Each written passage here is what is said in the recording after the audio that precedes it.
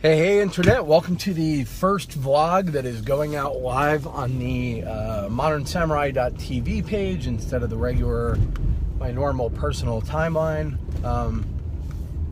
It's a little brighter in here than normally when I'm driving. I'm going to see... oh, pardon me, getting a cold. I'm going to see if I can keep this level of light up or if it interferes with my visibility as I drive. If it does, I will kill it and we will figure something else out. But in any case, been a couple of days since I vlogged. I just figured I would jump on here and welcome everybody to the new page. And in addition, I wanted to talk a little bit about, I wanted to talk a little bit about development as opposed to anything else. And you know, it's funny, I was looking back in the last week on some vintage computing and thinking back through the software and the hardware and the changes that have happened in the time I've been doing this, and it is just astonishing, kind of the way it goes. Let's see if, can we kill that way? You can still see me?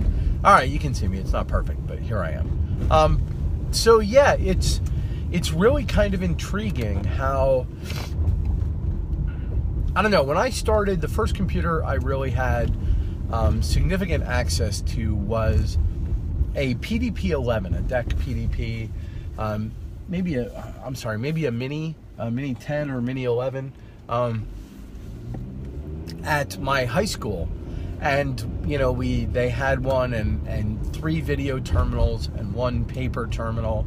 And I had access to that for maybe a very short amount of time before I got access to a Radio Shack color computer, and I may have the exact timing of that wrong. I'm gonna have to look. I think I got my Radio Shack at right when I was 13, so maybe the September, my birthday of my 13th year, and I can't remember if that would be the end of 8th grade or the first year of high school. But for almost all of high school, I had access to my personal mini microcomputer, my Radio Shack, and through that I had access to CompuServe, which then gave me access to significant time sharing resources, message forums, news, CB chat simulator channels, and that really sort of introduced me to the wider world.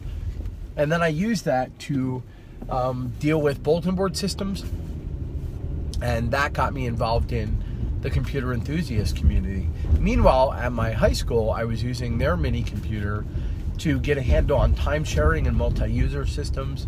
I went way beyond what we were supposed to be doing with that computer, spent all of my free time in the computer lab once I got access to it, and spent all that time learning administration and sysop tasks in the computer. And it was interesting because there was obviously some access that was more difficult to get through. There was some command information and passwords and whatever that were not available to you normally, but they were written down.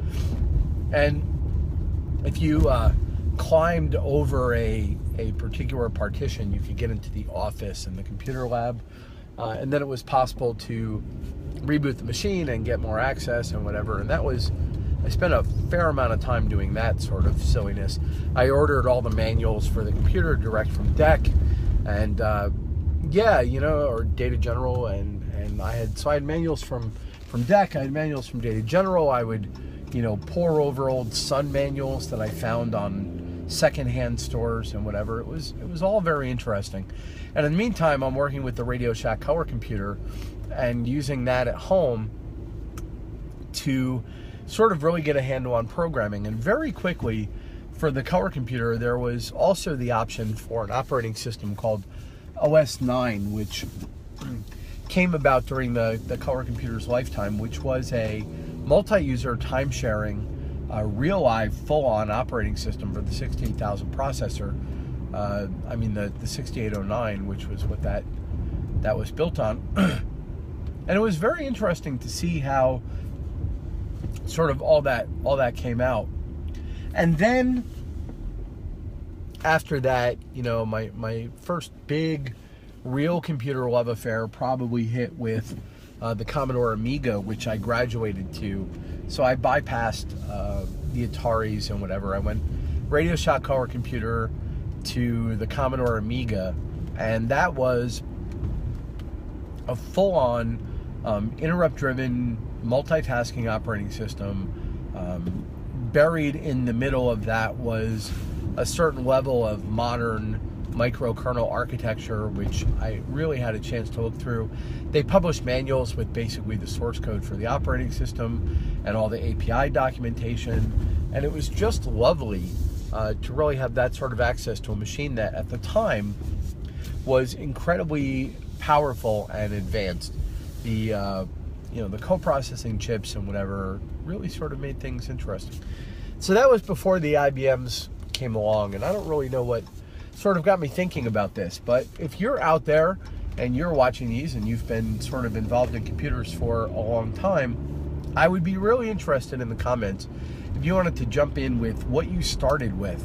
I have friends who started with the Commodore 64 and then went up through the 128 and then jumped to the Amiga or jumped to the Atari 520 ST, as opposed to going through some of the other directions.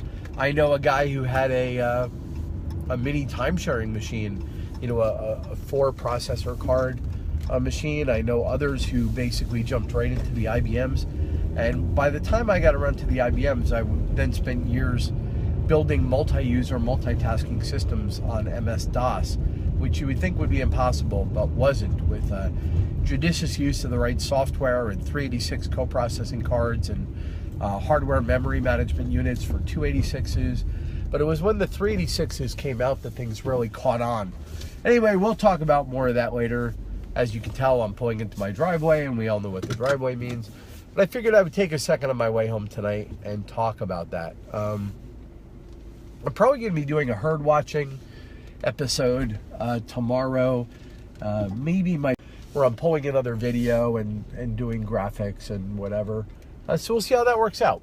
Anyway, for those of you who signed into this page, I appreciate it. Give me a like, give me a follow. Share this with some computer nerd you have who might have an origin story. And I will talk to you guys later on.